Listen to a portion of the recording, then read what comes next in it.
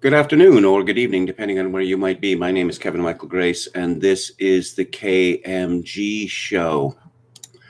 I've been saying for quite some time now that there is obviously obvious, at least to me, a strong element of sadism in the elite's response to the COVID-19 pandemic.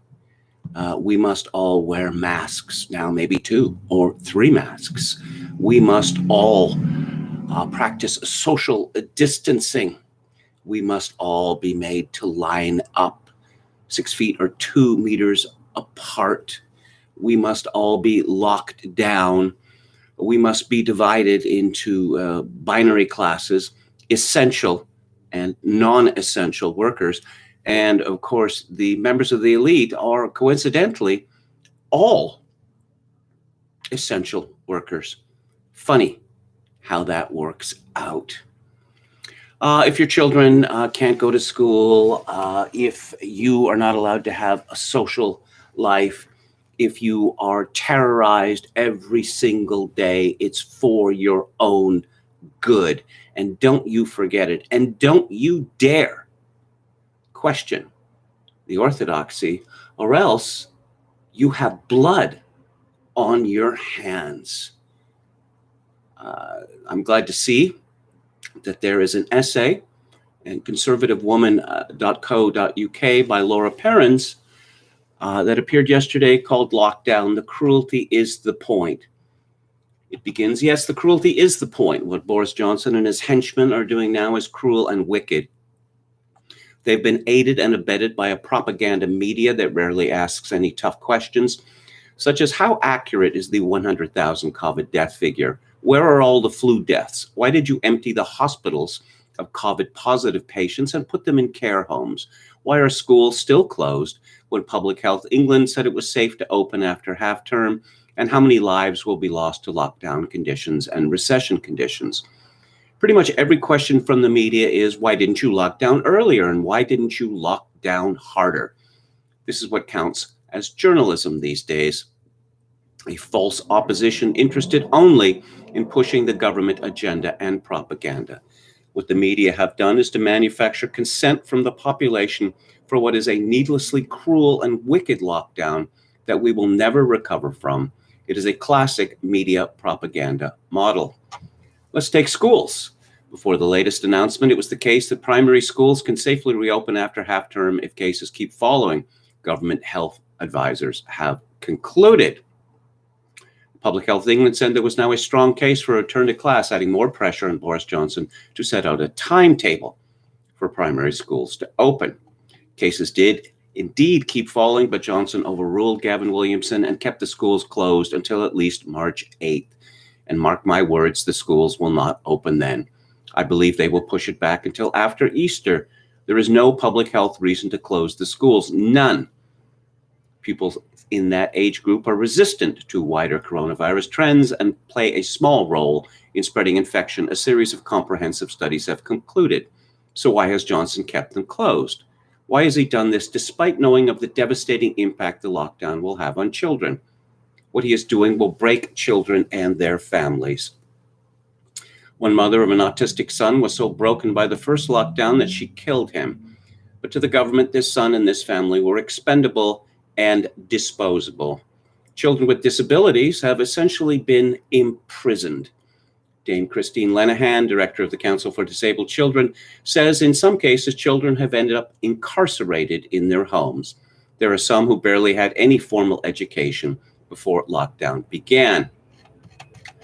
And Laura Perrins continues, destroying the lives of children, slowing the development of babies, isolating new mothers, and inflicting incarceration conditions on children with disabilities is all for nothing. It is not needed to control the virus. So what's the point, dear reader? The point is the cruelty. Boris Johnson is recklessly inflicting these cruelties on the most vulnerable children and their families. And what do the public do? Go along with it. Shame on all you who do. Let's analyze what COVID is supposed to be doing. We know that it is not accurate to say that 100,000 people have died of COVID in England. That figure is fake news. as James Delingpole has pointed out. Once adjusting for age and population, the mortality figures were worse in 2008 than 2020. Mark Ellie's analysis of age standardized mortality rates likewise shows how similar 2020 deaths, taking government statistics at face value, are to previous years, and how few people of good health have been affected by COVID. We know that they are overcounting COVID deaths and that the PCR test is not fit for purpose. COVID is not the great killer, they say, but lockdowns are. It was reported in the Times Saturday that recession will be more harmful than the virus. Lockdown and recession will cause more harm in the longer term than COVID-19 deaths themselves, according to estimates for SAGE. Recession results in the loss of the equivalent of 1.3 million years of good quality life, compared to 1.1 million lost through COVID deaths and long COVID. Living under lockdown itself also results in an estimated 1.1 million years of good quality life lost due to issues such as inactivity, self-harm, and alcoholism, offset by the drop in accidents and better quality air. As I've always said, lockdowns fail on every test. They are immoral, they are unethical, they are disproportionate, and they even fail on utilitarian grounds. They break families, they target the vulnerable, children and children with disabilities the most. Johnson has needlessly kept schools closed and dangled hope for reopening in the future, always the not too distant future that never seems to come. If he and his henchmen followed the science, they would see how damaging lockdown was. They would know how cruel and evil it was, but they don't care. For some reason, they are doubling down, probably to save their political lives and the propaganda media bought and paid for by the Tories, and their corporations are enforcing this wicked dictatorial regime and manufacturing the public's consent. Perrins concludes, one day I hope people will understand what they have done, that they have collaborated with this tyranny that is inflicting inhuman and degrading treatment on the sickest and most vulnerable. Justice will be done in this life or the next. Of this, at least, I am sure. Someone on Twitter, Barley Blair, asked me, Kevin, why can't people see this? Are Canadians and Americans just completely demoralized? I replied, this is a complex subject, but decades of gaslighting, the worship of scientism, top-down or vertical mode of communication of opinions replacing the horizontal mode, and a longing for environmental punishment replacing fear of God all play a part. Now, the nuclear threat was not exactly an environmental punishment.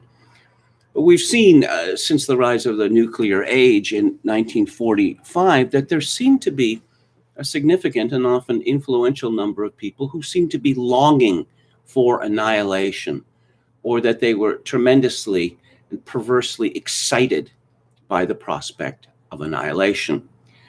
And in the 1980s, we had the nuclear freeze terror, when there were a number of movies seemingly delighting in the horror that would result from a nuclear exchange. Well, the Cold War ended and we won. And so what do we get immediately at that period? We get global warming, which became climate change, which became climate, extinction. Yes, we're all going to die because the world is getting slightly warmer over a fairly long period of time. Now, of course, some parts of the world are warm and some parts of the world are cold. I live in a quite cold country, but that seems to be completely irrelevant for some reason. Now, of course, the climate extinction hysteria, it never really caught on with the public for the obvious reason that, it's going to get a little bit warmer some decades in the future is not enough to destroy society, destroy the economy, which was, this is what the Deep Greens want. The Deep Greens actually want the destruction of our economy and a massive die-off. But COVID-19 was different. COVID-19 is here and now. And unless drastic draconian measures are taken, everyone is going to die. It's been known from the very beginning that the people who are dying, well, they tend to be old. They tend to be very old. Many governments are, they're keen not to let us know this, but the government of Alberta has a marker for average age of death, COVID-19 deaths in that province, and it is 82, which just happens to be a little bit longer than the average longevity in that province. Of course, other people besides the geriatric are dying, but as we know, these people were almost without exception unhealthy before they got COVID-19. But it doesn't make any difference. Why would the elite do this to us? Well, simply put, because they can. And I mentioned earlier that, yes, the members of the elite all have essential jobs. And I think this ties in with the elite reaction against the populist revolt, Brexit, Donald Trump's election in 2016. The bad people have too much money.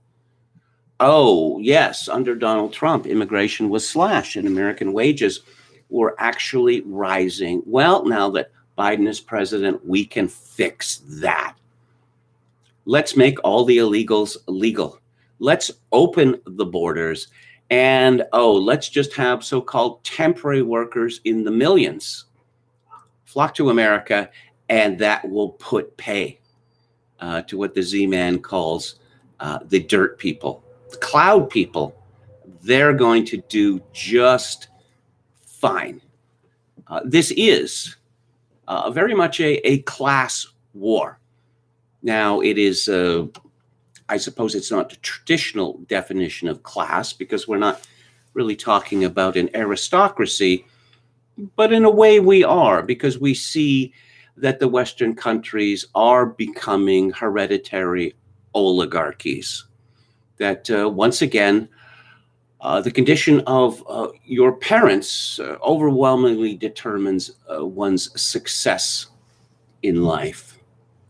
With that in mind, let's turn to Nick Cohen, who tweets, as I said in Sunday's Observer, upper middle class creeps like Piers Corbyn, Louis Farrakhan, neo-Nazis, and every variety of quack are threatening the lives of the poor and ethnic minorities. We need a left-wing anti-vax campaign. Okay. Upper middle class creeps, eh? Nick Cohen, member of the Insulted and the Injured, is he? I don't know. Perhaps I believe he comes from the northwest of England. Perhaps his father toiled at the coalface for decades and then was cruelly robbed of his job by Margaret Thatcher and then died of black lung. Perhaps his mother toiled in domestic service for decades. I don't think so. Let's see, looking at his wiki entry, he was educated at Altrincham Grammar School for Boys and Hertford College, Oxford, where he read PPE. And he now lives in trendy Islington, London. So, no.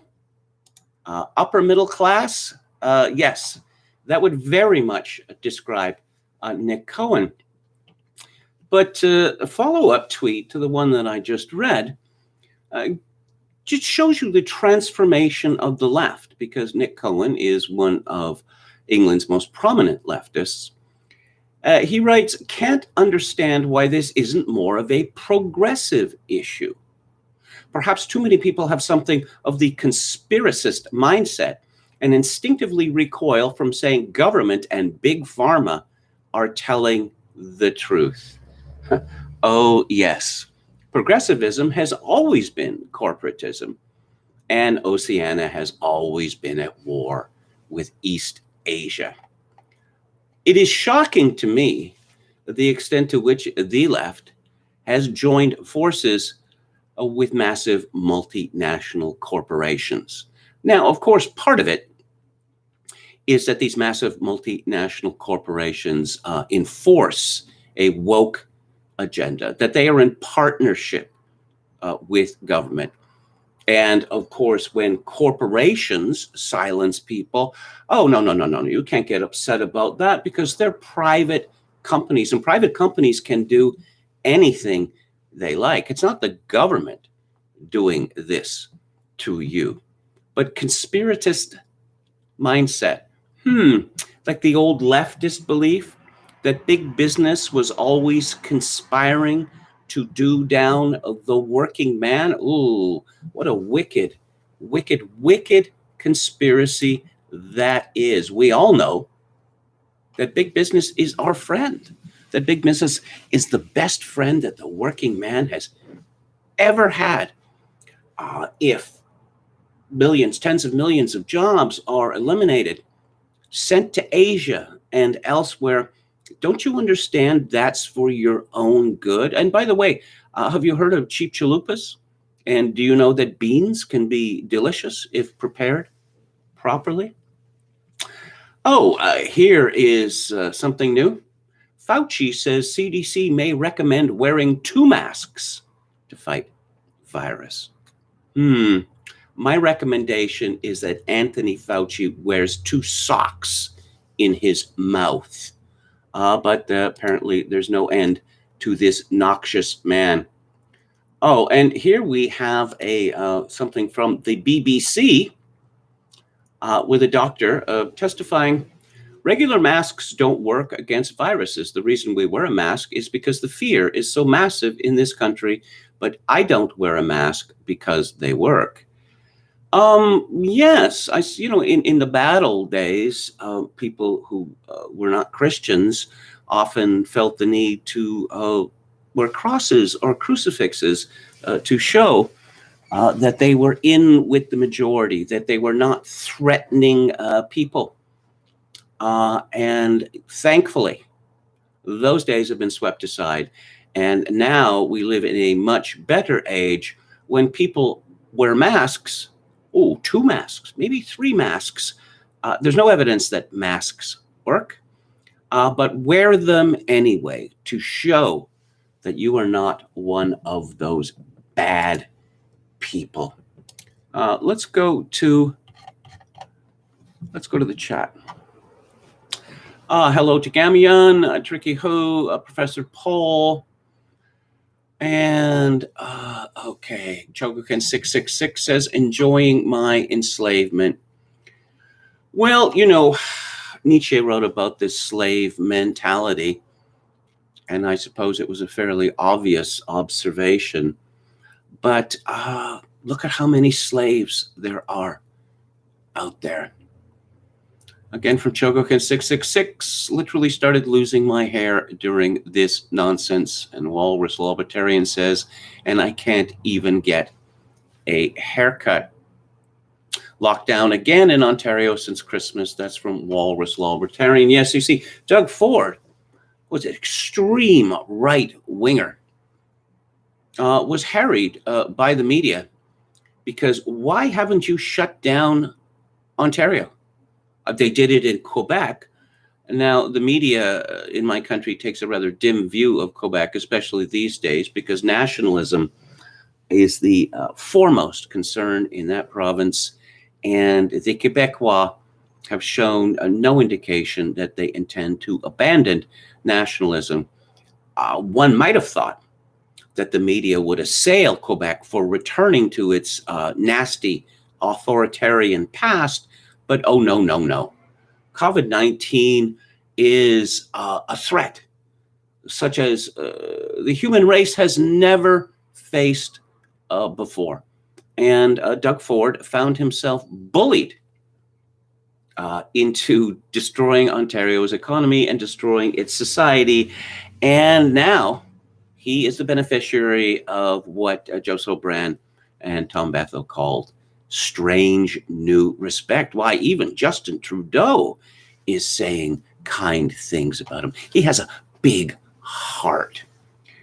Charles Nuno. Hello, Charles. Do you think they will make the District of Columbia a state? I don't know. Anything is possible now. Making Puerto Rico a state might be possible as well. That would add 4 new Democratic senators, which would make it very difficult for the Republicans to regain control of the Senate. Of course, Hawaii was only made a state in 1960 because Alaska had been made a state in 1959. And the Democrats realized that Alaska becoming a state would mean 2 new Republican senators. And perhaps it's a bad thing that Alaska became a state, because the very idea of Hawaii as a state it's laughable. It's preposterous. It is not American. It has never been American, and it will never be American. David Wright says, On Living in the Atomic Age by C.S. Lewis is very relevant, very short, could be read here. Well, I will check that out. I read it. I read all of Lewis back in the 70s. I haven't read it since then, but I will reacquaint myself with it. Adam says, fascination with end times is human nature. Every culture has its apocalypse, its Kali Yaga, its Ragnarok, its climate catastrophe, etc. Too true. Too true. But we are supposed to be living in the age of reason. We're all supposed to be rational, skeptical men.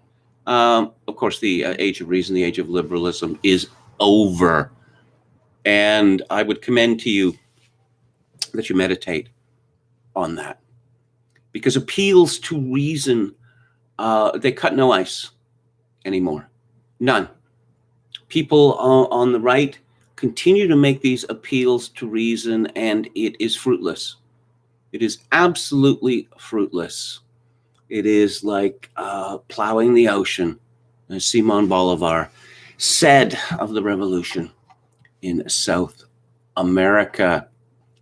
Oh, Steve likes my houndstooth jacket. Why, thank you. Oh, David Wright says, remember, Andrew Cuomo lost his dad too, of course, in 2015. Yes. With people, Chogokin 666, with people like Brian Stelter as your petty aristocracy. Indeed. Indeed. I was a Victorian era child, bootblack. Yes. Or as they say in England, I grew up rough, me. This has been a bugbear of mine for many years, that people who grew up in decidedly middle-class households are determined to describe themselves as working class. Because, just because you're not rich does not make you working class. Just because you are, people who are petit bourgeois, yes, own small businesses or whatever, well, they are not working class by definition. Charles Nuno, the slaves are the guards of the free in this prison. How long can it last, I wonder? Well, we shall see. Mr. Chuck the Buck Norris says, so much elitism from the average government worker. Paxton says, Hawaii has great waves. I'm glad it is a state. I got laid there. Presumably, Americans could have enjoyed the great waves of Hawaii without it being a state. Steve says native Hawaiians are extremely racist, though. They hate everyone from outside. Ironically, most of them aren't actually native. No, indeed.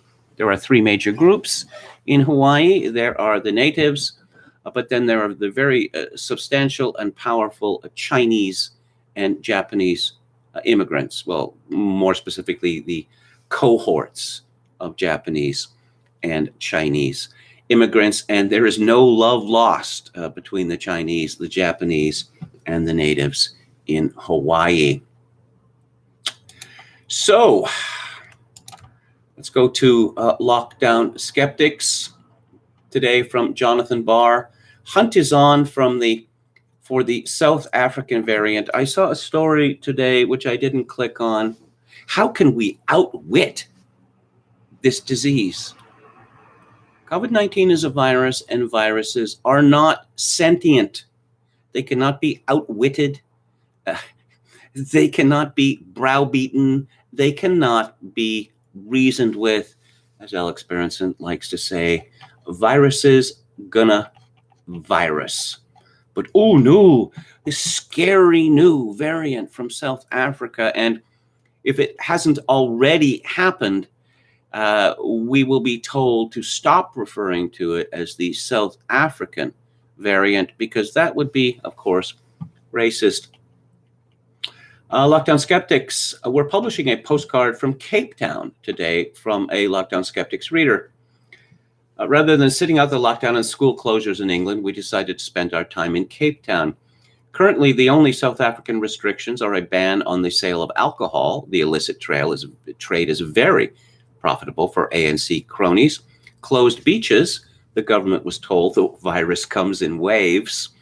Closed state schools, the teachers' union is the single most important voting bloc, and like many in the UK, the South African teachers are partial to being paid for no work and a 9 p.m. curfew. The great thing about Africa is everyone knows the government is incompetent and corrupt. For this reason, together with the fact that hunger trumps corona fear, the South African lockdown quickly broke down and the first wave subsided regardless. Virus cycles run their course. The same thing is happening now. Despite a supposedly more infectious variant and no meaningful restrictions, South African cases are down from 321 per million on January 9th to 98 per million today. The South African government's attempts to blame lockdown-related hardships on the virus ring hollow. People do not believe the statements of the virus caused this. They know it's the government preventing them from earning a living and feeding their children. Viruses don't write laws. The actions of politicians aim to increase and consolidate their power, and in Africa, the citizens know this. The usual tool is fear delivered through the public broadcaster. I was surprised how the UK government used public funds to constantly broadcast a message of fear. At least in Africa, the opposition parties say no and push back against power grabs. Amazingly, in the UK, rather than push back, the opposition has egged the incumbent on. Given South Africa's limited social security net and inability to print money, the lockdown trade-offs become apparent very quickly. When faced with economic collapse, starvation, and riots, the government was forced to end the lockdown. Developed markets can hide the lockdown costs for longer, but that does not mean they don't exist, obviously. Nations will be burdened with the fallout for decades. This is a grim scenario that the countries of the West become like Africa. Yes, in Africa, everybody knows that their governments are corrupt, that their governments are run by thieves, but nothing can be done about it. What Chesterton famously said, that China had never overthrown a tyrant. And perhaps we're becoming non-Western in that respect. Yes, the government is wrecking everything and they are benefiting thereby, but what are you going to do about it? One doesn't want to appear an extremist. So let's just live with it and be thankful for what the government lets us keep. I'm not joking about this. I think this may well be our future in Canada, America, and the rest of the West. Aussies panic and freak out, again from Lockdown Skeptics. If only we had done a proper lockdown, long and hard, and firmly closed our borders against all foreign visitors, then life here would be great now, according to some. Well, Western Australia has been gleefully COVID-free for 10 months thanks to its border controls, but over the weekend, a single case of infection recorded in the city of Perth has prompted a snap 5-day lockdown and scenes of panic-buying chaos. According to Ronan O'Connell, in a letter in The Telegraph, Perth's reign as arguably the safest city on the planet is over after it recorded its first community-based COVID-19 infection in almost 300 days. While the rest of the world has been upended by COVID-19, here in Perth, we felt like we've existed outside the pandemic. Western Australia achieved this remarkable success by implementing in March last year some of the world's strictest travel rules, which have remained largely in place ever since. I will point out, of course, that Australia is an island. rather like the island that I'm living on, only much larger. Now, one infection, a guard at one of these quarantine hotels, has triggered an immediate 5-day lockdown across a large part of Western Australia, which began Sunday night. During this lockdown, we are limited to our homes. Except for essential activities, we must wear a mask whenever we leave our properties and schools. Many businesses and public facilities are closed. So unaccustomed are West Australians to feeling the close presence of the coronavirus that panic buying hit Perth supermarkets just as the lockdown was announced. When I went to my local shop 2 hours after that announcement, it had been ransacked, while other Perth supermarkets were forced to limit customer entry, so large were the crowds. Yes, I remember those days in February and March last year. Toilet paper, I need toilet paper. 16 rolls isn't enough. Yes, and seeing just whole swaths of shelves empty of everything. People buying, 40-kilo bags of rice? I saw that myself, okay? I was living in a house where the other occupant decided that, yes, 40 kilos of rice, maybe it's not enough. And all of these dry goods and, you have to stockpile too. So I don't know. I bought ramen noodles, maybe 100 of them or whatever. This was thought to be a piss poor effort, that I was not taking the imminent catastrophe seriously enough. Back to Nick Cohen and blood on your hands. Toby Young, who started Lockdown Skeptics, responded to this op-ed. I'm disappointed to read Nick Cohen's article in which he blamed lockdown skeptics like me for the death of someone called Mr. Matthews. I've never denied that COVID-19 can be deadly, never suggested that 5G causes cancer, and never urged anyone not to get vaccinated. True, I have suggested that those varieties of the common cold caused by coronavirus could provide people with some immunity to COVID-19, but that claim is based on reputable research. I don't think it's fair to accuse skeptics of endangering lives. There have been at least 30 research papers, the most recent by a team led by Professor John Ioannidis at Stanford, showing that lockdowns imposed across the Western world last March had little or no impact on reducing COVID mortality. However, there is an equally voluminous amount of research showing that the lockdowns have caused catastrophic damage, not just to economies, but to people's mental and physical health.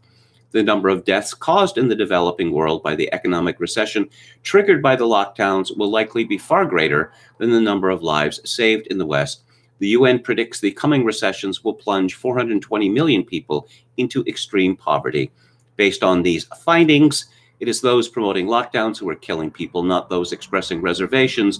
But I would never accuse lockdown advocates of being murderers, because such emotive hyperbole is not conducive to sensible debate. That's from Toby Young. Sensible debate? I think we've moved past sensible debate. As was suggested earlier, in Lockdown Skeptics, perhaps it's time for us to start to scream and shout and to put forward our own myth. Now, Nick Cohen, he talks, 5G causes cancer. And there's no such thing as COVID-19, or COVID-19 doesn't cause any deaths. This is what is called bad faith. And it is impossible to reason with people who proceed from bad faith. So let's stop doing it. Okay, back to the chat. The Age of Enlightenment, indeed. Bob Paxson says, respect le Quebec. I have nothing against Quebec at all. My family in Canada settled in Quebec. And I just wish that Quebec were an independent country. Quebec has, it's really separated from the rest of Canada. As late as the 1990s, the 1995, the second independence referendum, my Canada includes Quebec. Oh, please don't leave Quebec. Please don't leave. We share so much in common. Quebec and the rest of Canada share nothing in common except that Quebec, if you will, as it were, sharing money raised from the rest of Canada, well, Western Canada in particular.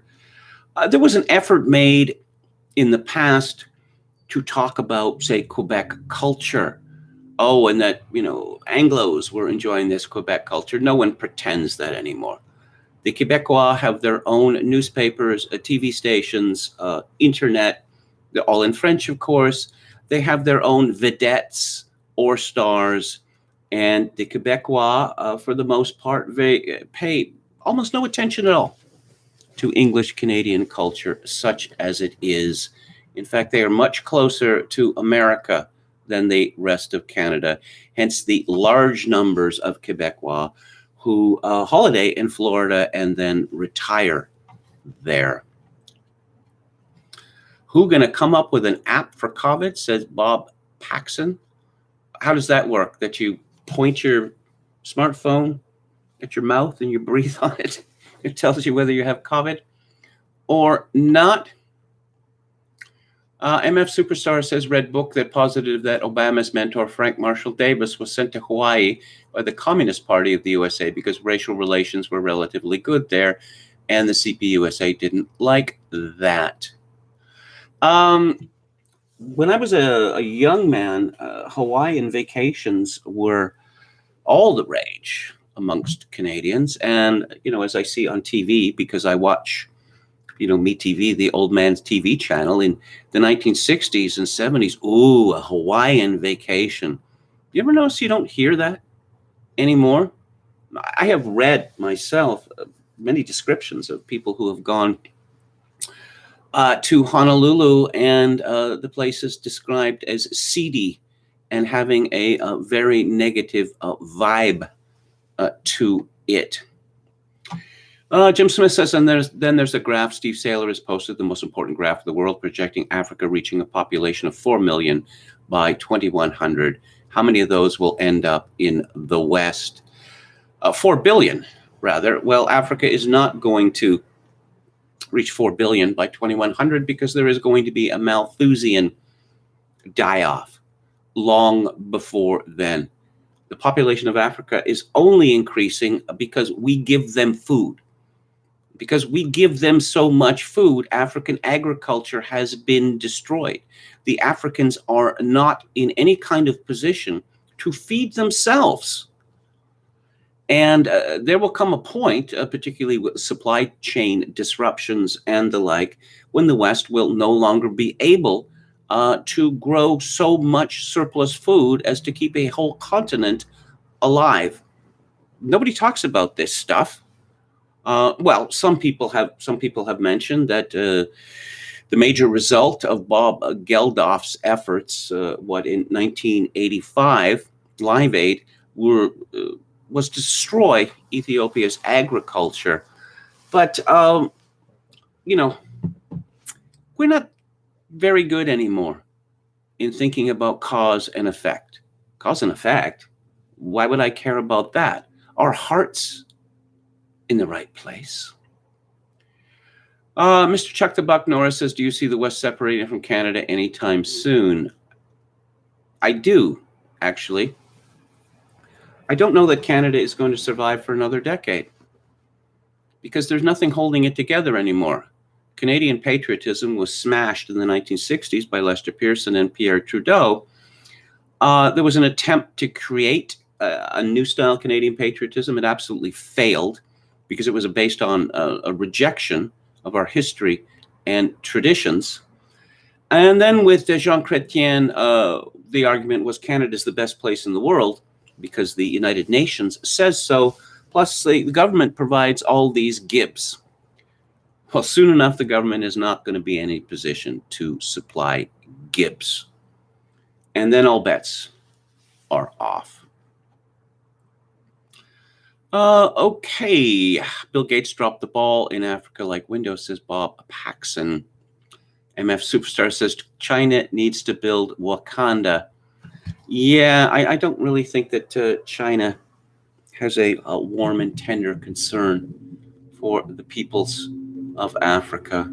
Call me cynical, but I don't.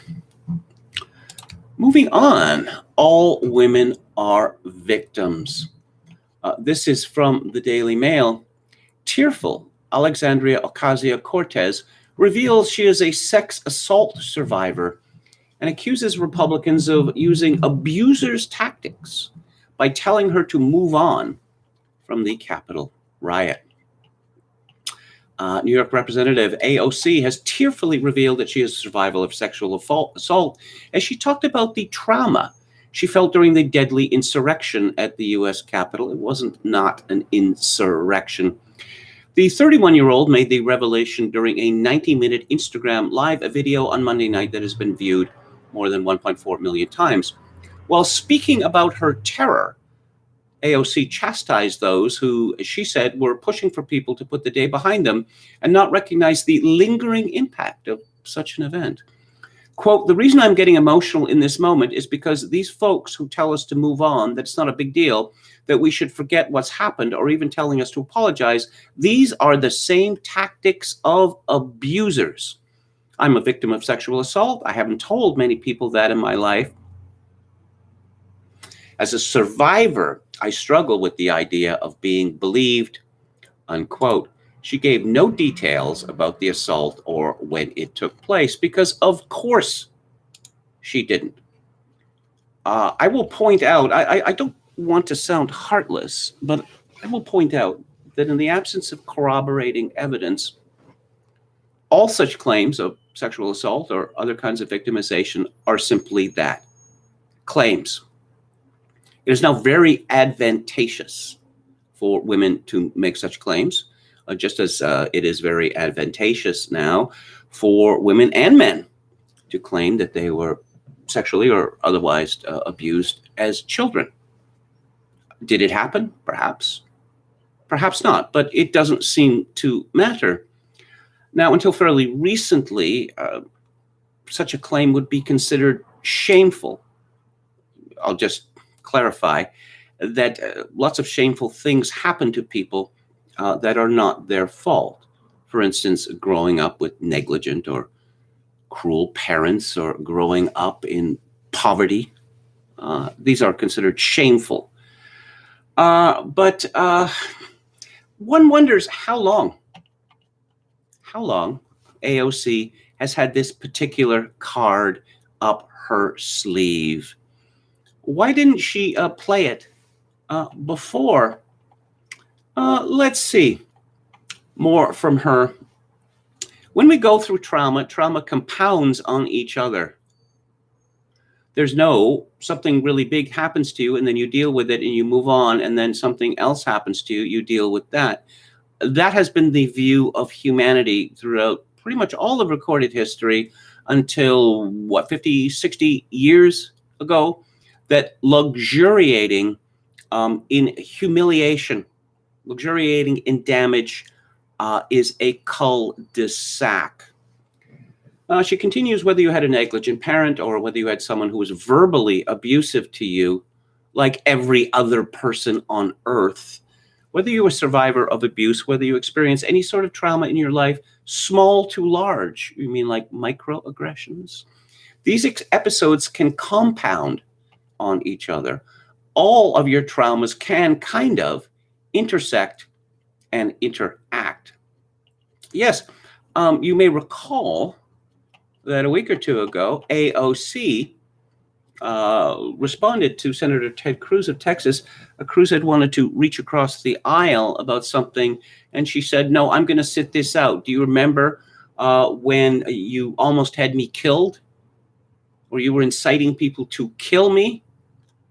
Of course, it's always about AOC. Seemingly, the entire universe is nothing but a plot to frustrate her every desire.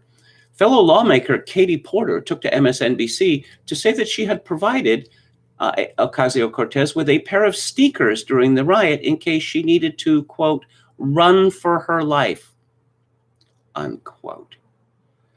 "I just hope I get to be a mom. I hope I don't die today," reporter recounted Ocasio-Cortez as having told her.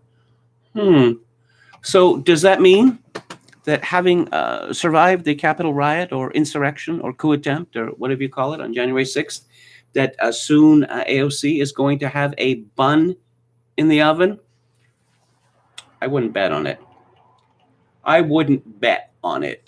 AOC went on to address calls for her to apologize after tweeting last week that Senator Ted Cruz, quote, almost had me murdered, unquote, during the riot. She responded, some of the representatives who actually encourage people to threaten members of Congress are actually asking me to apologize for saying and speaking truth to what happened. These are the tactics that abusers use, and how I feel is not again. I'm not going to let it to happen to me again, and I'm not going to let it to happen to our country. If you experience any sort of trauma, just the fact of recognizing that and admitting it is already a huge step, especially in a world where people are constantly trying to tell you that you didn't experience what you experienced or that you're lying. Oh, believe women. Isn't that the slogan du jour?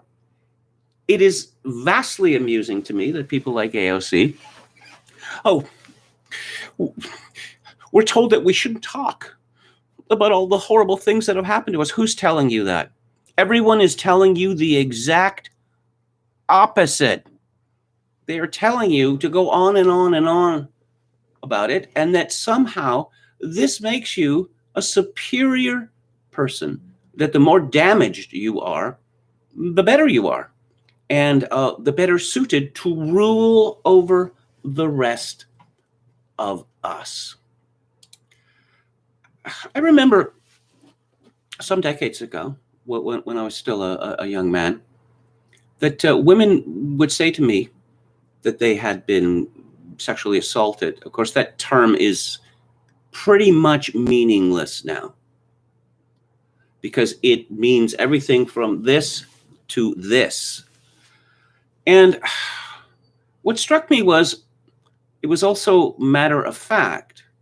Now, this is supposed to be a deeply traumatic experience, but I began to be very skeptical of these claims, because my initial reaction was, oh my God, that is horrible. Did you go to the police? No, I didn't go to the police. Well, why didn't you go to the police?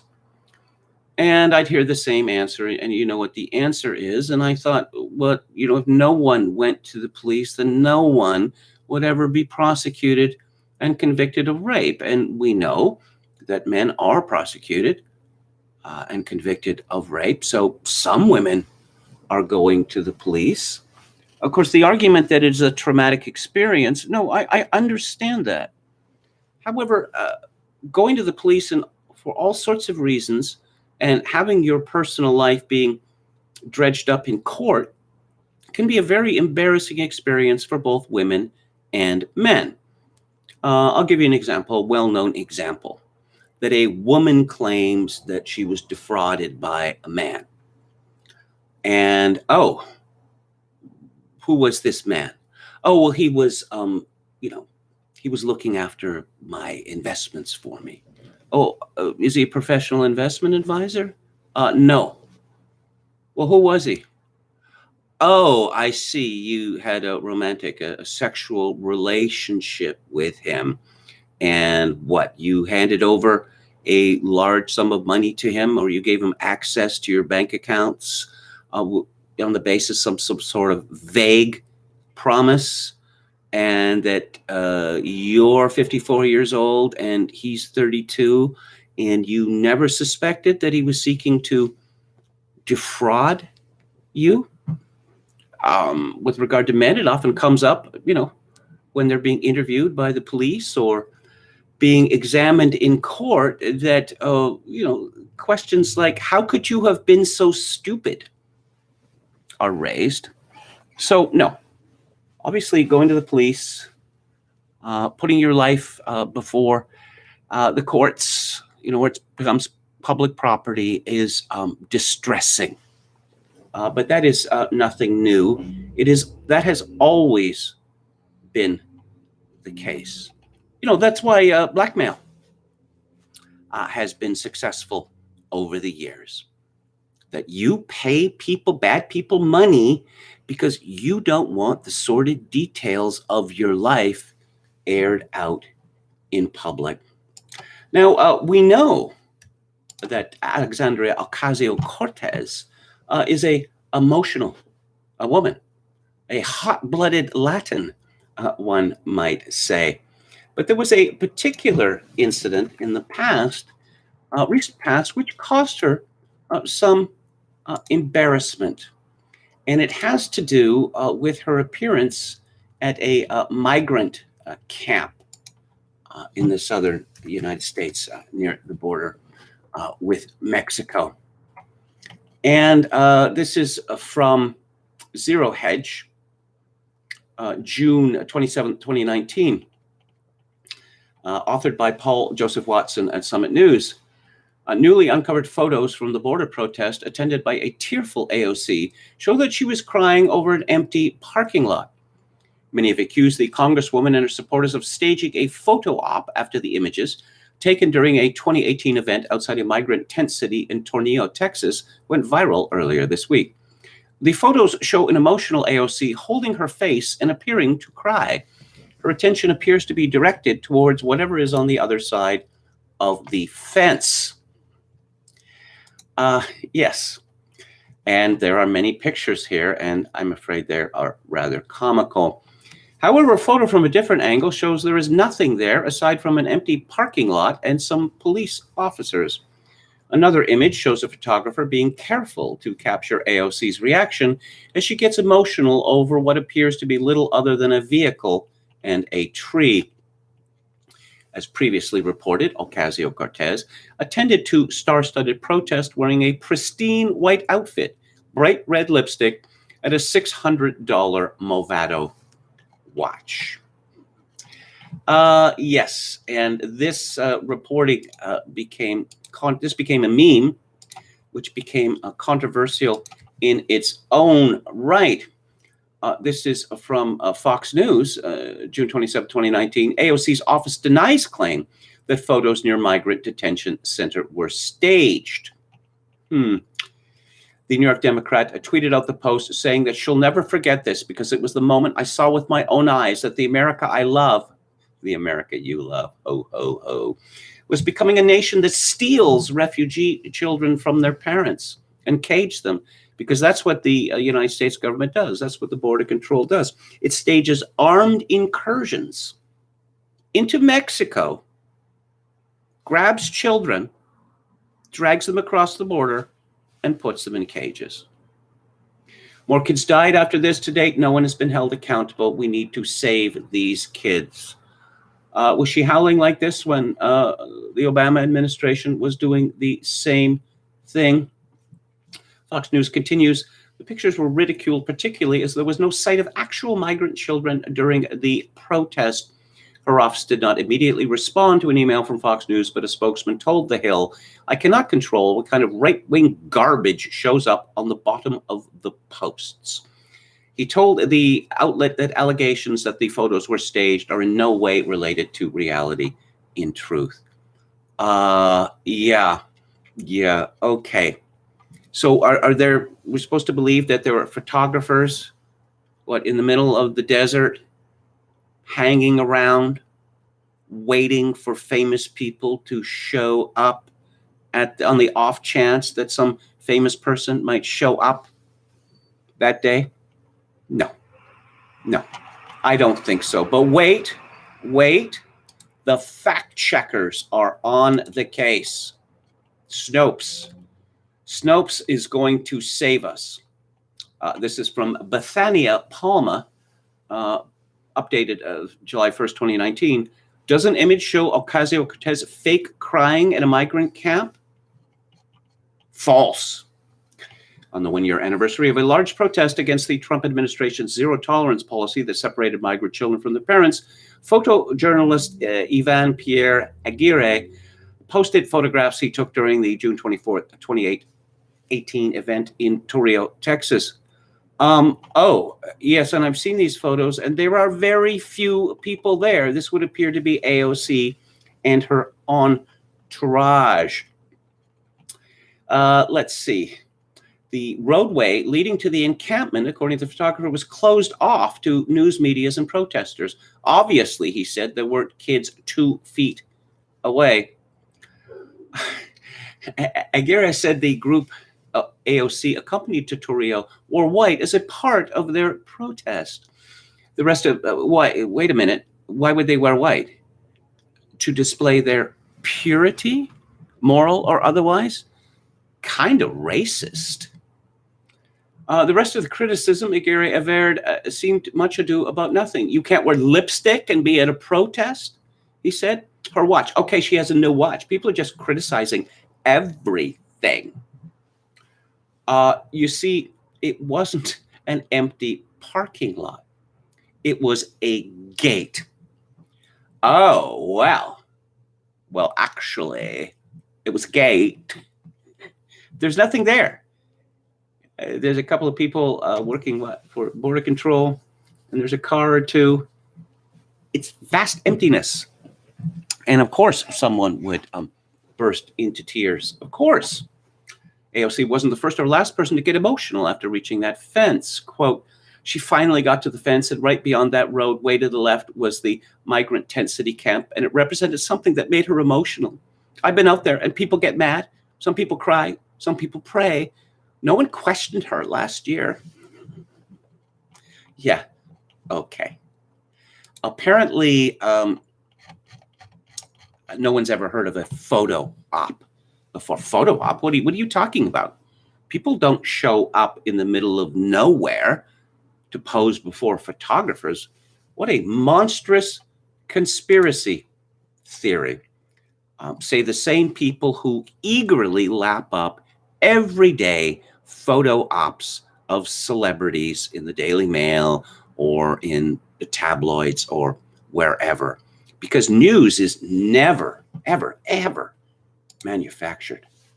What a wicked suggestion. Oh, as long as we're talking about victims. Again, this is from the Daily Mail. Marilyn Manson is dropped by record label after 5 women, including Evan Rachel Wood, accuse him of horrific abuse, ranging from blood pacts and sleep deprivation to drugs and brainwashing. Model Ashley Lindsay Morgan says she met Manson online through a friend in 2019 when working in Bangkok. He flew her to LA, but she claims he asked her to buy him Nazi memorabilia from Asia before she flew over. She describes in her Instagram statement how it felt so wrong because she is Jewish. Photographer Ashley Walters said she was introduced to Manson through a friend and she was a fan. She says she started working for him as a personal assistant and that they grew close as family. She claims he became violent, once threw glass plates at her and offered her up for sexual relationships with collaborators. LA-based model Sarah McNeely said Manson lured her in by, quote, love bombing, unquote, then became violent. Among her claims is that he threw her against a wall, threatened to bash her face in with a baseball bat, locked her in a room when she was bad, and verbally berated her for hours. An artist who gave her name only as Gabriella says he forced her to take drugs with him. Forced her. Okay. Did he jab a needle in her arm? Their comments echoed those of Evan Rachel Wood, who was engaged to Manson in 2010 and alleges years of horrific abuse. Manson, who is now 52 and married to LA artist Lindsay Urich, has not responded to their claims, but his reps in the past categorically denied he had been violent to women. So what do we know about this Marilyn Manson fellow? Yeah, we know that Evan Rachel Wood was 23 years old when she became engaged to Marilyn Manson. I worked on a cover story about him years ago. I wrote the sidebar about American Satanism. Marilyn Manson has been, since the 1990s, America's best-known Satanist. He has styled himself the Antichrist superstar. Of course, it is shocking that such a man would ever abuse women.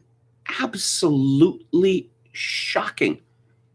Now, I have read various things about Marilyn Manson for quite a few years, in his position vis-a-vis women has been made very clear indeed.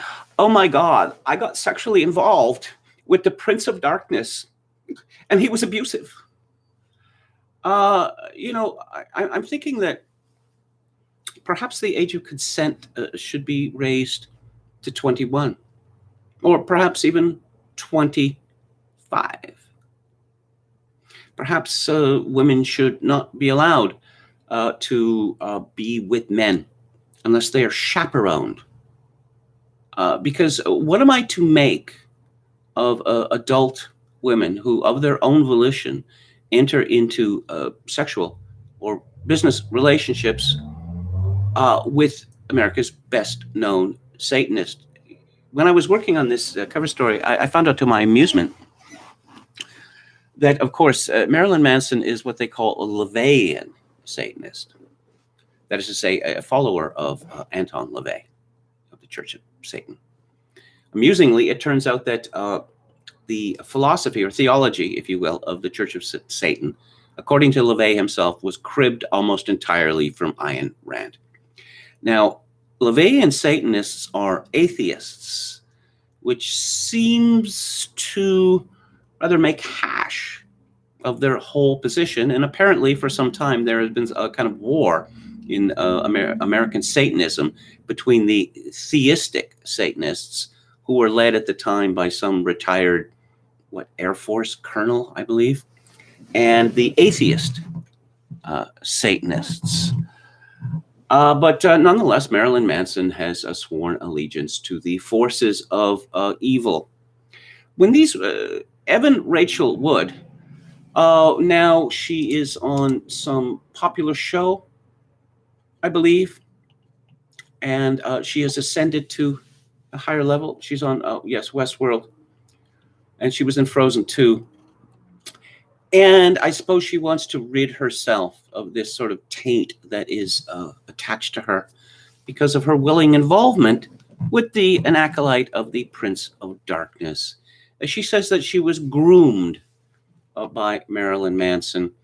What was she, like 12 years old, 14, 16? No, 18? Was she a virgin? Was she untutored in sexuality? Far, far from it. But no. All men are victims. I suppose at the time, Evan Rachel Wood thought that apart from whatever, charms Marilyn Manson has, and but that there's this synergy in Hollywood. Famous person takes on a lover, real or imagined, who is less famous, and so the energy transfers, right? So the less famous person becomes more famous. But all these women carrying on as if Marilyn Manson is generally some sort of supernatural figure like Dracula, that they were helpless in his presence. Marilyn Manson has no supernatural powers. He is merely an ugly man from Ohio named Brian Warner. And let's see, what else do we have here? Something from CNN. Hang on just a second. Oh, yes. Oh, this is too amusing. We're talking about victimhood here. This is from CNN yesterday. Chauncey Alcorn. Leaders of 5 historically black colleges and universities met with Google CEO Sundar Pichai on Friday to discuss the company's relationship with the schools in the wake of anti-HBCU graduate discrimination allegations made by a former Google employee. On December 21st, ex-Google diversity recruiter April Curley tweeted that she had been fired by the company in September after repeatedly raising concerns about how the tech chain evaluates black college graduates. In recent interviews with CNN Business, Curley maintains that her former Google superiors believed HBCU computer science grads don't have the technical skills needed for successful Google tech careers, and that they regularly resisted her attempts to get more black college tech majors hired, though she says that's what the company hired her for. Now, this woman is on, well, yeah, I got to be very careful about misgendering this person. Why do so many people in Silicon Valley are the type that I have to worry about misgendering? How did that come about? She is Real Abril on Twitter, and her banner says Prism Sports, Baltimore's premier queer sports league. Oh, I'm glad to hear that it's the premier queer sports league and not one of the lesser Baltimore queer sports leagues. She describes herself as faithfully LGBTQ, hashtag Black Trans Lives Matter. Oh, and apparently they have their own paw print as well. Go follow Be More Queer Faith.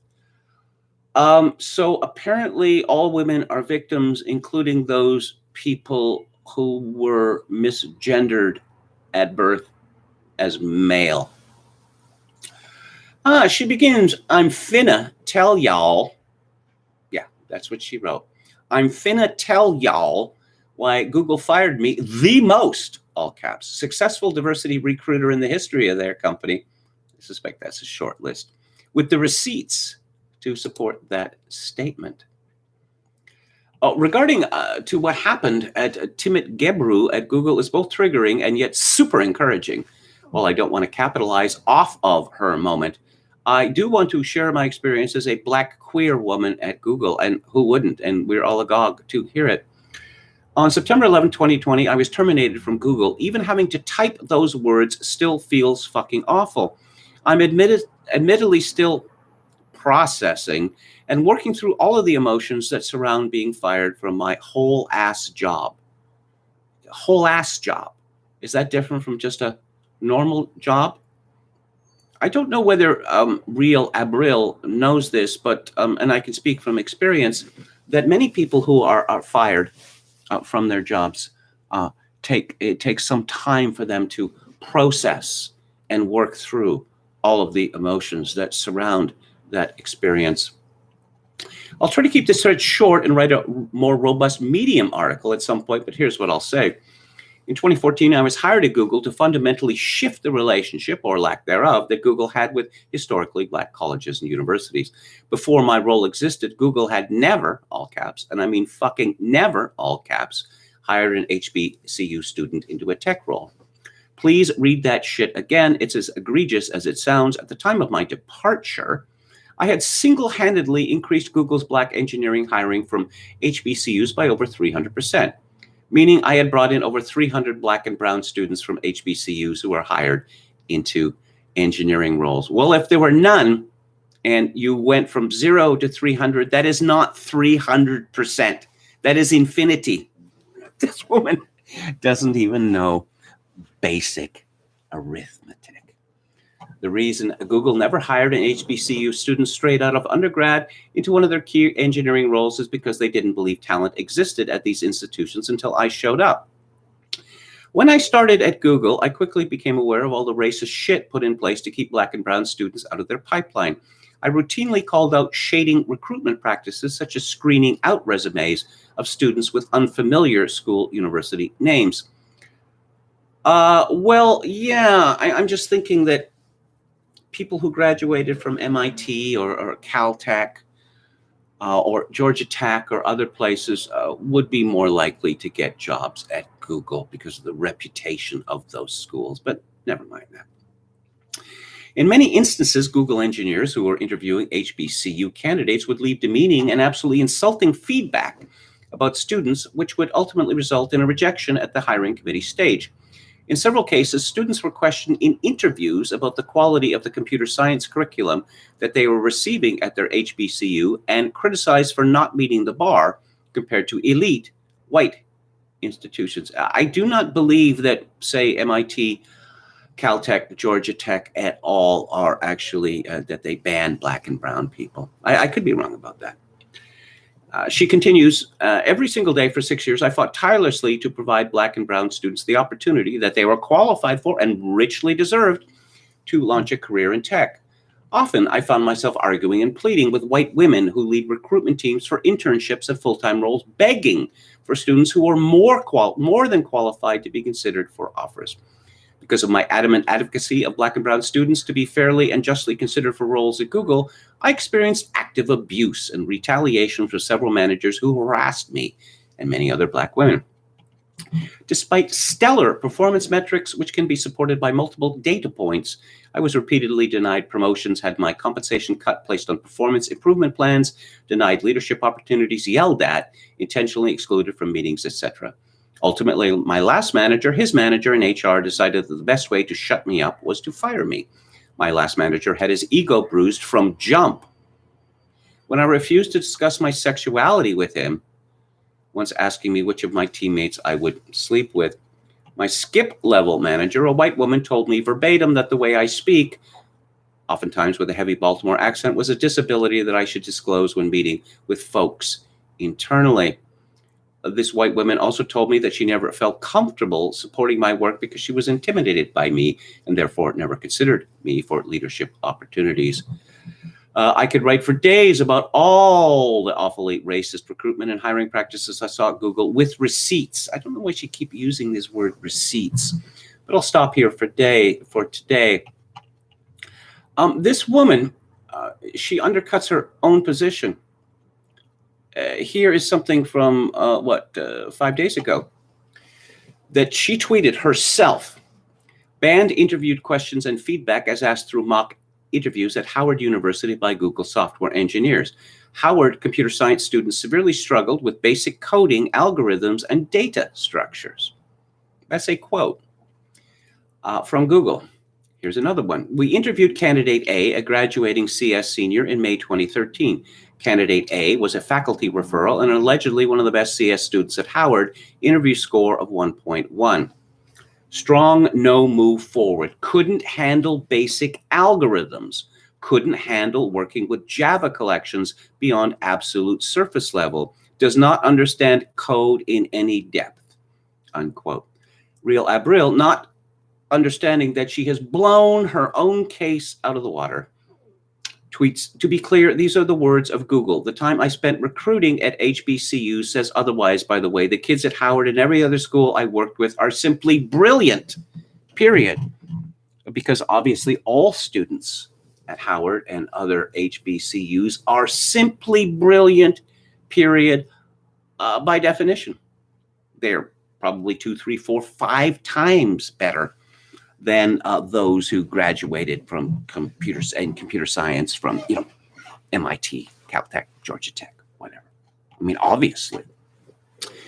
Real Abril continues, there are over 60 HBCUs with computer science programs across the country, and more than a third of all Black grads with a degree in CS come from HBCUs. So with this context, please be sure to ask Sundar the following questions. How much money was spent on direct HBCU outreach versus outreach at Stanford, MIT, CMU, Georgia Tech, etc. over the last 6 years, not including GIR? And she goes on. She goes on and on and on. And her argument appears to be that because someone graduates from a historically Black college or university with a degree in computer science, that makes that person Google level. If this person had any understanding, if this person would understand that Google is desperate, along with all the other tech companies, is desperate to hire coders who are not white or not Asian, perhaps. They're desperate to do so, but they have minimal standards. And it turns out that most of these people hired from HBCUs by Google do not code. They become diversity. They look at diversity, coding outreach, the cheerleading for coders. Come on, young Black girls, you can be a coder too. It's an exciting line of work. Yeah. Okay, so who else is being discriminated against? Well, apparently all non-whites and all women, or others. Bernie Sanders, from the Mail, a San Francisco teacher has been ridiculed for her performance wokeness after she claimed that viral Bernie Sanders wearing mittens at President Joe Biden's inauguration was a lesson in white privilege and male privilege. High school teacher Ingrid Sayer-Oki penned the San Francisco Chronicle op-ed published on Sunday, nearly 2 weeks after Sanders and his mittens took the internet by storm. Quote, Senator Sanders is no white supremacist insurrectionist, but he manifests privilege, white privilege, male privilege, and class privilege in ways that my students could see and feel. Sayer-Oki, who earned six figures working for the San Francisco Unified School District, wrote, yes, her students, even they know who Bernie Sanders is? I rather doubt that. Oh, look, here's an old man in the cold, and he's wearing mittens and kind of shabby jacket. We, as Black and female students, are outraged. We're outraged by this. You may have seen that San Francisco has renamed dozens of schools based on information they got from Twitter. That apparently every school in San Francisco, public school in San Francisco, was named after a horrible person, including Senator Dianne Feinstein. Yeah, George Washington, Abraham Lincoln, you know, all of the baddies. St. Junipero Serra. Yes, and this came from Twitter, and it was shown almost immediately that this was deranged because they got elementary facts wrong over and over again. What do you think that the average IQ of teachers and administrators in the San Francisco Unified School District is? I'm thinking about 95. That's my guess. But I'm thinking this is a pretty good gig for, minorities. A place like San Francisco doesn't really have that many minorities. And so it's a more pleasant place to live in certain respects. But no, just the horror of white supremacism and white class privilege and the like. Facts. Apparently, there's an agreed upon number of facts, and in Scotland, well, Joanna Cherry, a prominent Scottish Nationalist Party MP, has been sacked from the party's front bench in Westminster. Cherry, widely tipped as a future SNP leadership challenger to Nicola Sturgeon and an ally of previous leader Alex Salmond, said that she had been removed from her role despite hard work, results, and a strong reputation. The Queen's Counsel, who has been involved in an internal party row over gender recognition and trans rights, delivered a parting shot as she said the SNP needs to radically rethink our strategy. So what was it that this woman did that was so offensive? Cherry has faced criticism from some within the SNP for her stance on transgender issues. There is an ongoing row in the party on the issue of gender recognition, with some strongly opposed to moves by the Scottish government to make it easier for people to legally change their gender identity. The issue arose after the Scottish government put forward plans to legislate on gender recognition reform, which would have eased the process of legally changing gender identity. The plans, which were shelved last year after the coronavirus pandemic hit, would have meant trans people could receive a gender recognition certificate through self-declaration after 6 months, rather than requiring medical evidence and a 2-year period of living as that gender under the current rules. Okay. So apparently it is a fact that any person who is regarded as a man and has, male genitalia and all the other male features is a woman if that person says, I am a woman. Similarly, a woman who has done nothing to make herself more resemble a man who says, I am a man, is a man. All it takes is a declaration. Once again, I have to note, if that's the case, that this is, innate. Oh, I don't look like a woman, but I am a woman. If this is all just innate, then why is it so horrifying when people who are not black or Hispanic say, I am black or Hispanic? I mean, how long are they going to be able to hold that line? I wonder. Yes, but just saying it makes it true. And we see a similar thing with masks, that masks work. Oh, well, where's the evidence that masks work? Didn't you hear me? I said that masks work. Oh. Let's see. Someone called Rhea R.B. Butcher, described as Black Lives Matter, they, them, and I wouldn't even hazard a guess as to the gender of this person. Tweeted, good morning. You can be anti-war, anti-military complex without throwing trans people under the bus, I promise. This is one of the great conundrums of our time. No question. No question about it. But in happier news, someone named Ron Trembath reports, please know that alphabet people and trans communities have been widely loved and accepted in the, at least, United States Air Force world. I've been in since 2003, and the amount of acceptance has been weirdly unparalleled. I truly did not expect it.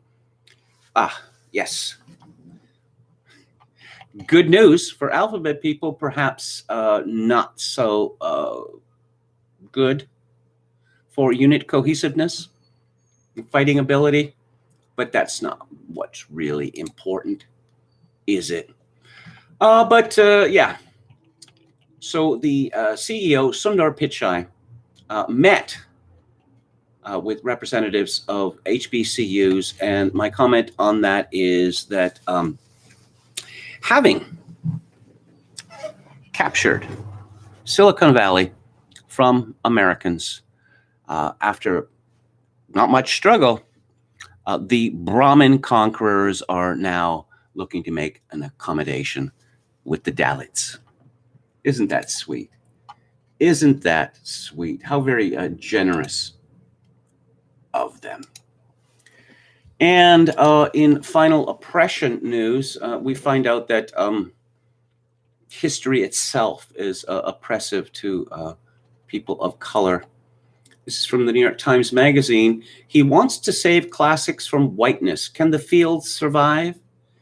Dan L. Padilla Peralta, and his Christian name is spelled D-A-N-E-L. Is that like Jor-El, Superman's father?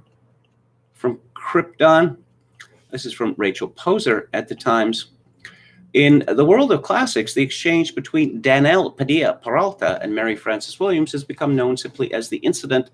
Their back and forth took place at a Society of Classical Studies conference in January 2019, the sort of academic gathering which nothing tends to happen that would seem controversial or even interesting to those outside the discipline.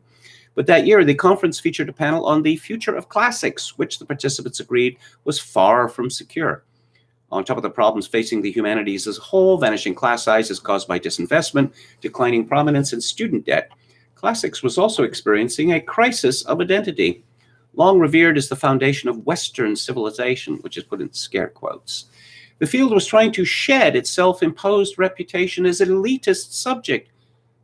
Oh, its self-imposed reputation as an elitist subject that would have nothing to do with classical scholars being forced to become fluent in both classical Latin and classical Greek. Yeah, nothing elitist about that. An elitist subject overwhelmingly taught and studied by white men. Boo! Recently, the effort had gained a new sense of urgency. Sure, it had. Classics had been embraced by the far right whose members held up the ancient Greeks and Romans as the originators of so-called white culture. Marchers in, wait for it, Charlottesville, Virginia, carried flags bearing a symbol of the Roman state. Oh, I see. And of course, Mussolini, he didn't have any particular fixation on the ancient Romans, did he? Nah, apparently this all started in Charlottesville. Online reactionaries adopted classical pseudonyms. Oh, yeah, and the authors of the Federalist paper also adopted classical pseudonyms. And they were all white. No, wait, Alexander Hamilton was black, right?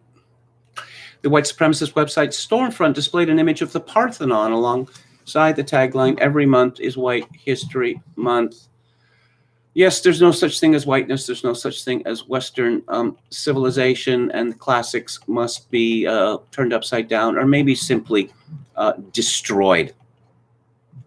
Maybe simply destroyed. I don't think it, it doesn't have to be taught in universities for it to survive, and perhaps it's best that it simply leave the universities. Perhaps it is, because there's no question that classics in the universities is going to be pulverized. H-1B visa, of course.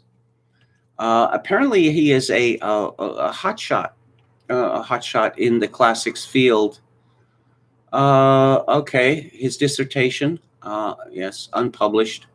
A memoir, undocumented, a Dominican boy's odyssey from a homeless shelter to the Ivy League. I see. Yes. Yeah, he grew up rough. Rome, Empire of Plunder, The Dynamics of Cultural Appropriation, edited by Matthew P. Lauer, Carolyn McDonald, and Daniel Padilla Peralta. Oh, so he hasn't written a book about the classics. He is one of 3 editors of 1, articles and book chapters. Okay, there's a couple of classical references here. Cicero. Rome, Empire of Plunder, The Dynamics of Cultural Appropriation. Oh, he edited this as well. From Damocles to Socrates, the classics in of hip-hop. Barbarians Inside the Gate. Fears of immigration in ancient Rome and today. The worst of immigration policies reflected in the Dominican Republic. He's a race hustler who has attached himself to the field of classics. And of course, now he's in a position to tell everyone what is what. Take a look at the chat. Ikma Warrior says, classical ebonics. Contra coup, the highest purpose of the American military is to flamboyantly display the wonderful and unique gender identities of its service members. Everything else must become secondary. Steve says, NSA tweets out rainbow flags on Pride Month. Military industrial intelligence complex is fully on board with Alphabet People agenda. Tom Anderson says, KMG, the classics are rapidly being removed from the curricula at American universities. In one way, it's sad, and the other way, perhaps it's the only way that it will survive. Thomas Henderson says, high school girl cattiness is now the driver of social policy. Steve says, I'm going to hoard old books and films along with ammo and canned food. All right. What else do we have here? It's a reference to Trotsky for some reason. Oh, they're talking about Boris Sanders. Bernie Sanders. Are they related? I didn't know about this. I suppose it's possible. A Scandi female teacher in San Fran has an opinion, says David the Gnome. I wonder what is her claim to intersectionality. I demand this woman and 20 more just like her immediately hired at Google. John S. Google is, from my understanding, all these tech firms are chock full of people who were hired simply so that they could say, we hired these people. We are diverse. I understand that the alphabet people, particularly the trans people at tech companies, are on the internal message boards all day long, stirring up trouble and attempting to make everyone's life a misery. And this woman, Real Abril, she got fired. How bad must she have been at her job to get fired, considering that she is a Black trans woman? That really makes you think. Contra says, I think these tech companies should hire exclusively trans graduates from historically Black universities. Anything else is clearly racist and transphobic. That is the correct opinion of the day. Because on the one hand, one is attempted to sympathize with Google. On the other hand, no. Why? Why would anyone do that? They brought this on themselves. Okay, and I'm going to get to James Burnham in just a minute. I know you're all very much looking forward to that. Before I do, I want to talk about capitalism. Specifically, the markets. Robert Conquest said in one of his books that he often heard the objection that the Soviet Union, the Warsaw Pact companies, that wasn't real communism. And Conquest replied, on the contrary, it is communism as done by experts. And whenever I hear, libertarians, and they're increasingly fewer of that breed, of that particular breed, who say, well, this isn't real communism. No, my response would be, on the contrary, it is capitalism as done by experts. Who knows more about capitalism than Alan Greenspan? Dan Price, let's see, who describes himself as, I cut my CEO pay by $1 million so all workers could make at least $70,000 per year, author of Worth It. Buy it from your boss from a small bookstore. Is a tweet thread from him. There is no connection between the stock market and reality, a thread. Airlines spent 96% of free cash flow on stock buybacks for a decade, then cut 90,000 jobs as soon as trouble hits. Then they got a $50 billion bailout.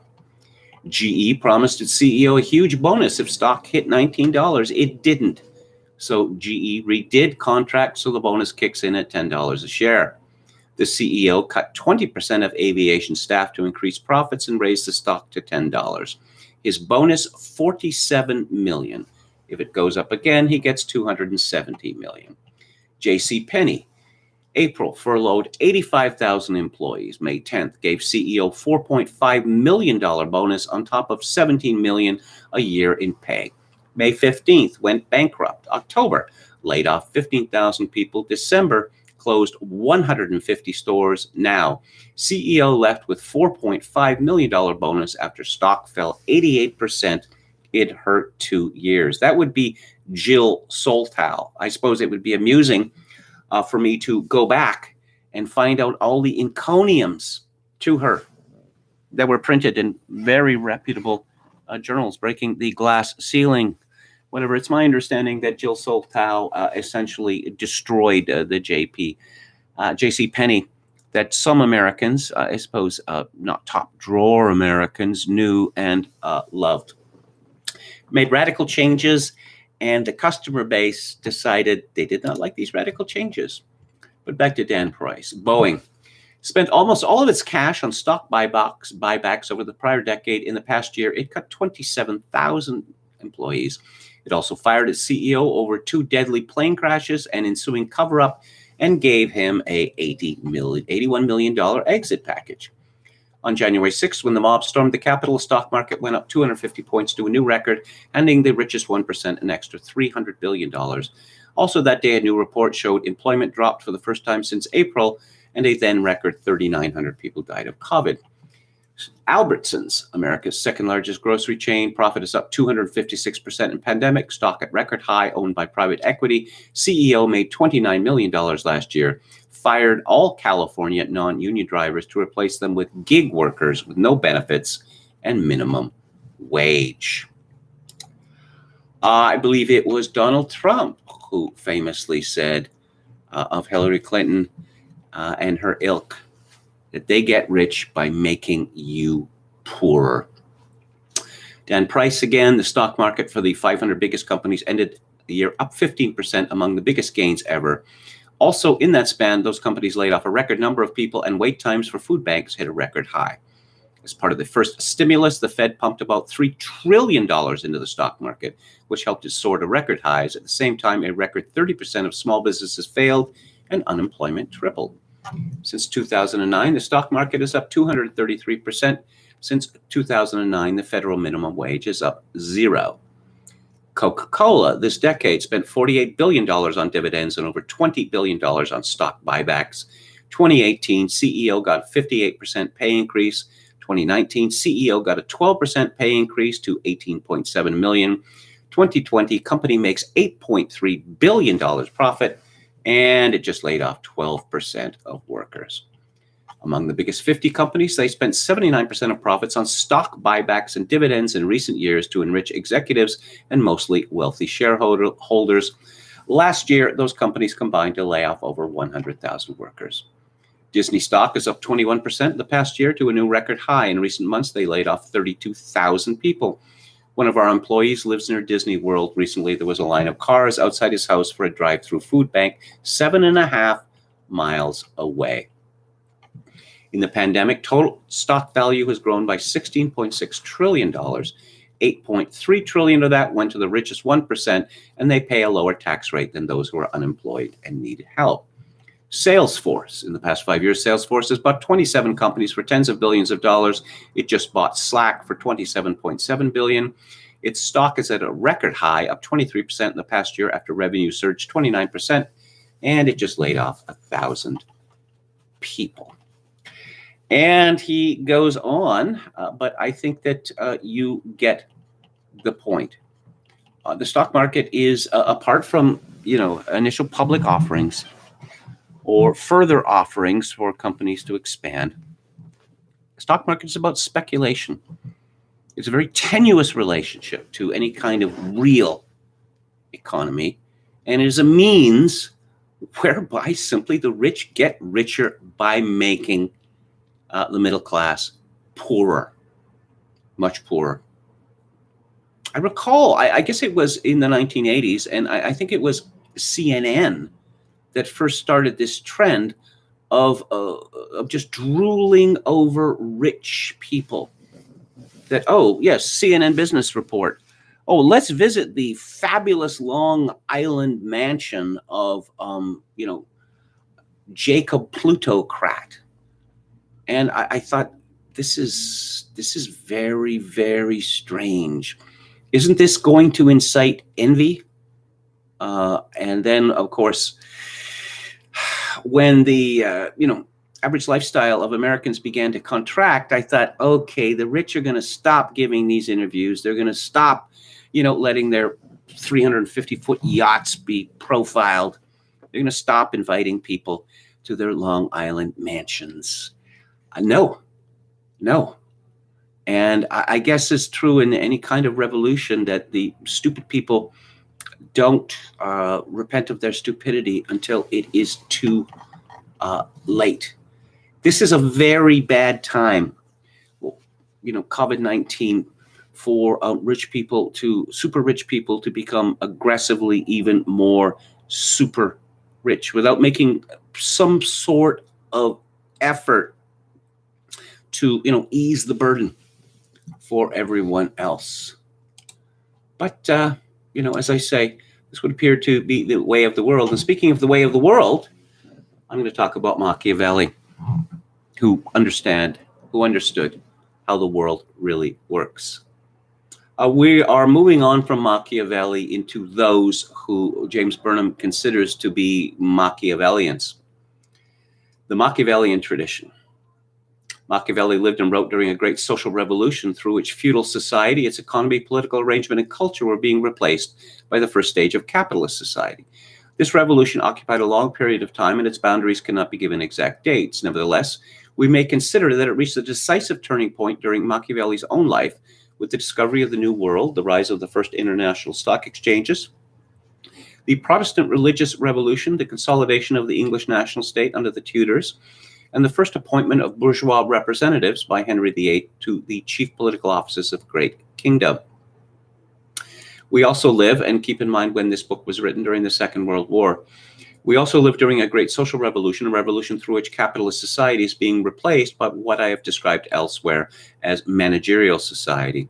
It is perhaps the close analogy between our age and Machiavelli's that explains why the Machiavellian tradition, after centuries during which it was either neglected or misunderstood or merely repeated, has in recent decades been notably revived. Through the thought and research of a number of brilliant writers, Machiavellianism has undergone a profound and extensive development. The crisis of capitalist society was made plain by the First World War. With a far from accidental anticipation, much of the chief work of the modern Machiavellians was done in the period immediately preceding that war. Gaetano Moscow, it is true, had formulated many of his ideas as early as 1883 with his first book. However, his mature and finished thought is presented with the war experiences close in hand in the revised and expanded 1923 edition of Elementi di Scienza Politica, which is the basis of what has been translated in English as the ruling class. Georges Sorel's active career went on through the war and ended with his death in 1922. Robert Michels and Vilfredo Pareto were writing their major books when the war began.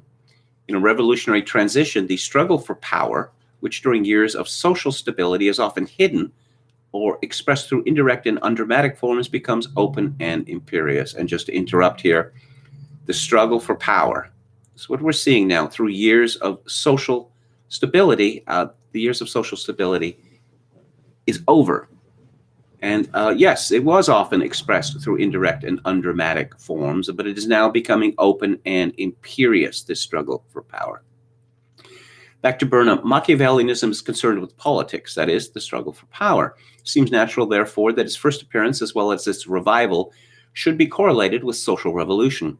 The revolutionary crisis makes men, or at least a certain number of men, discontent with what in normal times passes for political thought and science, namely disguised apologies for the status quo or utopian dreams of the future. And once again, one has to marvel at Burnham's prescience here, because this is exactly what we get from our elite now and what we have got for many decades: disguised apologies for the status quo or utopian dreams of the future. And this compels them to face more frankly the real issues of power, some because they wish to understand more clearly the nature of the world of which they are a part, others because they wish also to discover whether and in what way they might be able to control that world in the furtherance of their own ideals. Modern Machiavellianism has, needless to say, weighty advantages over Machiavelli himself. Mosca, Michels, and Pareto, heirs, as all of us are who wish to be, of 400 years of scientific tradition, have an altogether clear understanding of scientific method. Machiavelli wrote at the beginnings of science. He was scientific often by instinct and impulse rather than design. Many of Machiavelli's insights are only implicit in his writings. Indeed, I have done him perhaps more than justice in making explicit much that was probably not fully so to himself. Machiavelli mixed together an art and a science of politics. His scientific conclusions are frequently the byproducts of an attempt to lay down a rule for securing some particular kind of political result. The modern Machiavellians are fully conscious of what they are doing and of the distinctions between an art and a science. They have, moreover, the incalculable advantage of that great treasury of historical facts which the patient and accumulating research of post-Renaissance scholars has put at our disposal. Gaetano Moscow, like all Machiavellians, rejects any monistic view of history.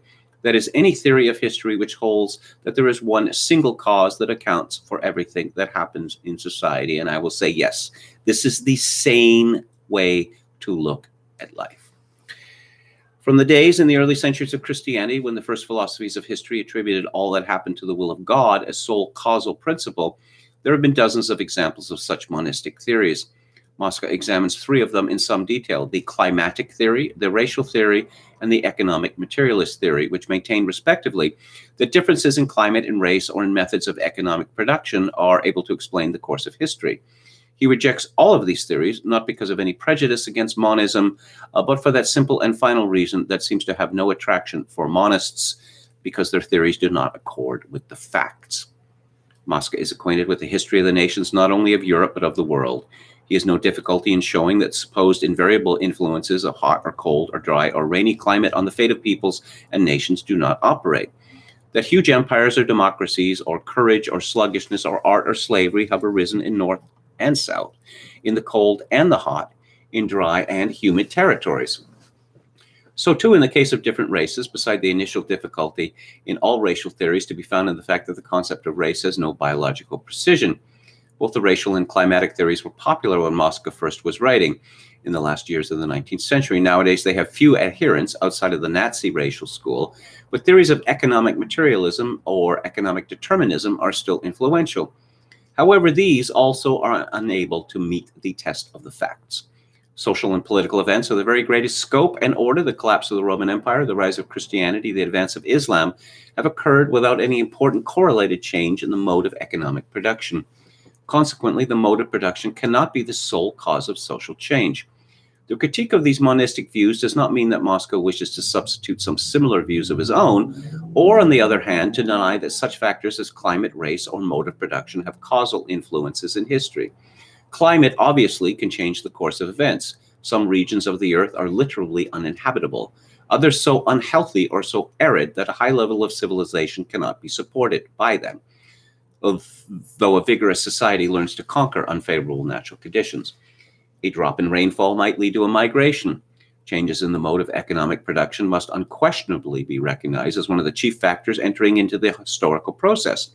The invention of new tools or machines, new ways of organizing work, new relationships of economic ownership may have vast repercussions throughout the social order. Even racial differences may conceivably affect political and social organization. For that matter, still other circumstances can influence history, new types of armaments or ways of fighting, to take an important example, or shifts in religion and social beliefs.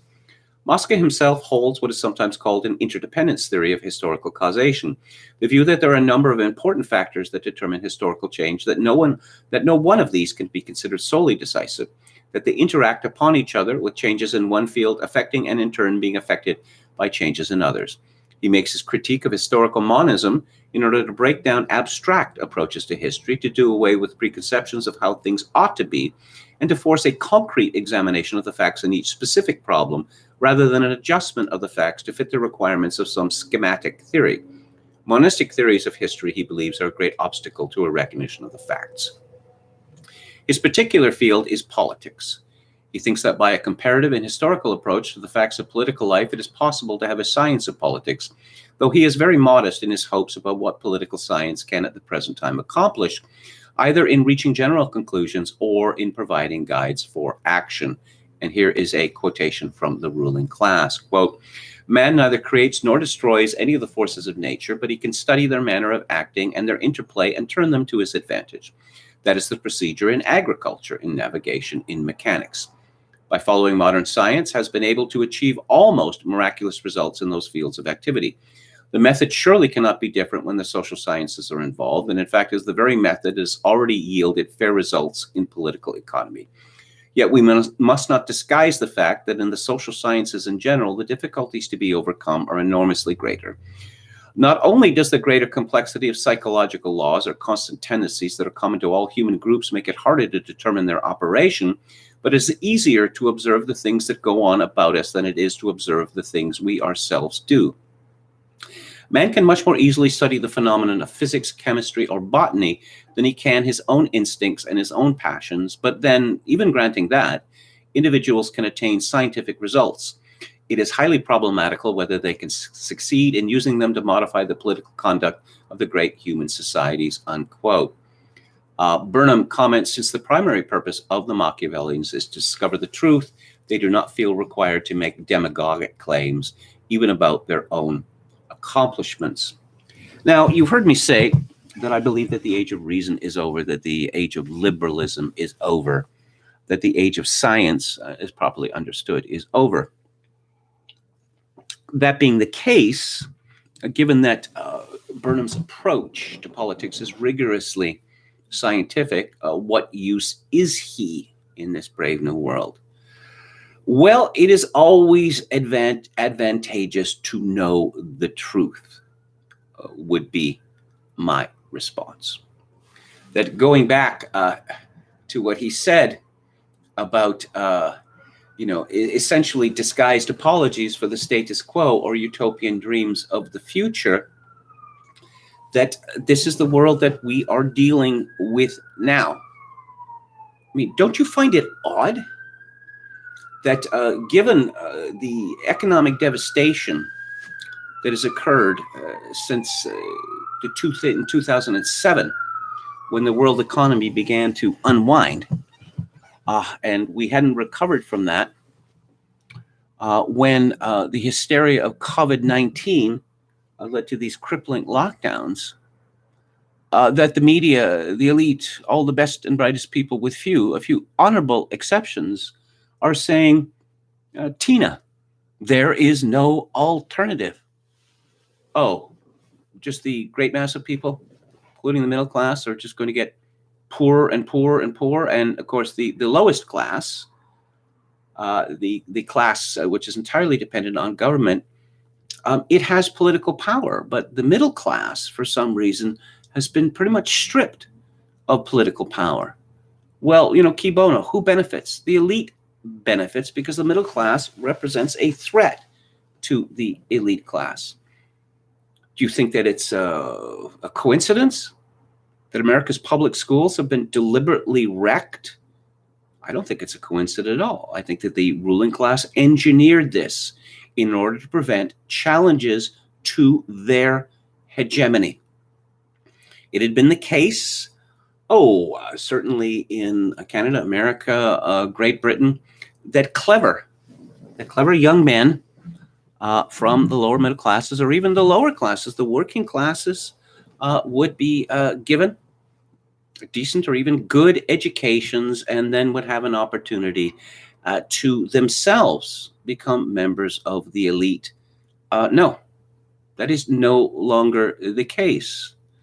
And do you think that it is a coincidence that this intern policy, which is a form of slavery, and there was case law that people could not work for free unless it was formally educational in nature?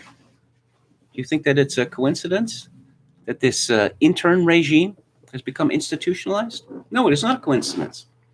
Oh, yes, we're willing to offer you an internship in New York City. Oh, that's great. How much does it pay? Pay? It doesn't pay anything. Isn't New York City a very expensive place to live in? Yes, it is. Oh, well, how am I supposed to keep myself alive if I accept this internship? Well, I'm sure your parents, could take care of that. My parents? No. My parents couldn't take care of that. Oh, we're very sorry about this. No, but, increasingly these internships are not even offered to people who are not members of the elite class or of the aspirational class, just below it. But no, again, it's all for the best, we are told. It is all for the best. It is clearly not all for the best, not for the great mass. The elite, they're doing very well indeed. And those at the very bottom, and even, looking homeless people, what can we do for you? Junkies, what can we do for you? People who have no skills and are not even amenable in any way, who are in fact rebarbative, what can we do for you? Whereas the middle class, particularly the white middle class, is increasingly seen as scum, class enemies. So this is my response to those people who wonder about the relevance of James Burnham's Machiavellians in the present day. Let's have a final look at the chat. Trump was the king of 80s rich guy celebrities. Indeed, he was.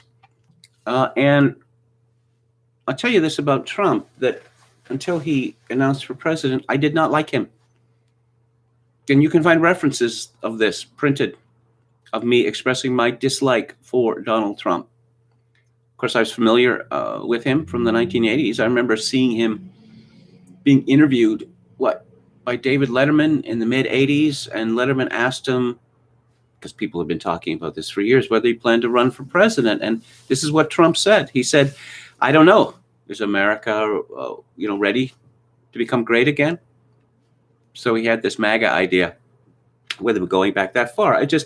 His constant showing off, his rather histrionic vulgarity, and that ridiculous reality show, The Apprentice, which, like all reality shows, is about humiliating people who are desperate to be on television, because none of the stunts that they put these people through had any possible relevance to success in business. But Trump's very vulgarity made him an attractive figure to many in the lower middle class or in the lower class, because the way he lived his life, that was the way that they would live it if they could. Trump, very much not a WASP, certainly in terms of values. That famous headline of Marla Maples, his second wife, saying that being with Trump was the best sex she ever had. I just thought Donald Trump would be pleased by seeing this. I mean, I would die 1,000 deaths if something like that were reported of me. But political cultures change. I talked about this last week. I thought that Bill Clinton was too irredeemably vulgar for the American people, and I was dead wrong about that. Well, since Bill Clinton, American political culture has become even more vulgar, and there's no end in sight. But Donald Trump revealed himself from 2015 on to be a patriot, to believing in America first, to being a class enemy, as it were, a class enemy of the plutocrats who run America, by actually daring to say that they get rich by making you poor. Now, the plutocrats all know that's true, but, this is in-group talk. It's not out-group talk. You're not allowed to say things like that, and that's one of the reasons why the oligarchs, they hate Trump so very much, because he was a figure, well, this comparison has been made many times before, a figure, historical figure, much like Julius Caesar, in that he did not ally himself with his natural allies. Jim Smith says, I first began to like Trump when he duetted with Megan Mullally at the 2005 Emmy Awards performing Green Acres. Brandon Smith says, humiliating normies on TV to a normie audience reinforces the programming. Indeed, it does. Chokokin666 says, working with some of these unpaid interns at Goldman, I can tell you they are some of the most entitled fuckwallets you'll ever encounter. Octopus Knight, the shorting of the middle class.